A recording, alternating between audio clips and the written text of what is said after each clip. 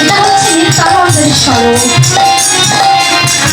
মায়েরা, বৃন্দাবনে যেমন শ্রীমতী রাধা ঠাকুরানী আমার আশ্রয় তত্ত্ব, আর ভগবান শ্রীকৃষ্ণ আমাদের আদি প্রাণ গোবিন্দ বলে আমার বিষয় তত্ত্ব, ঠিক এই নবদ্বীপে নিত্যানন্দ মহাপ্রভু হচ্ছেন আমার আশ্রয় তত্ত্ব, আর গৌর হরি হচ্ছেন আমার বিষয় তত্ত্ব। তাই তো চৈতন্য চরিতামৃতে বলা হয়েছে, আশ্রয় করিয়া যে যাবে কৃষ্ণ ভজে, তারে কৃষ্ণ নাহি জানে, আর সব মরে অকারণ। বৃন্দাবনে যেতে হলে একটা কার জয়ধ্বনি দিই গো মা, কার জয়ধ্বনি দিই? রাধা রানীর। তা রাধা রানীর জয়ধ্বনি না দিলে বৃন্দাবনে প্রবেশ করা যায় না। ঠিক তেমনি এই নবদ্বীপে আমার নিত্যানন্দ মহাপ্রভুর জয়ধ্বনি না দিলে,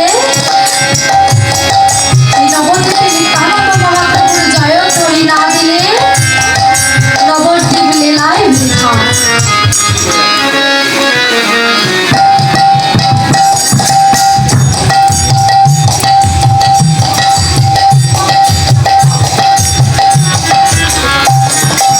তাই নিত্যানন্দ মহাপ্রভু যদি হয় আশ্রয় তত্ত্ব, তাহলে নিত্যানন্দের স্বরূপ তো আমার আশ্রয় তত্ত্ব। তাহলে নিত্যানন্দের স্বরূপ কারা? তাদেরকে বলেছিলাম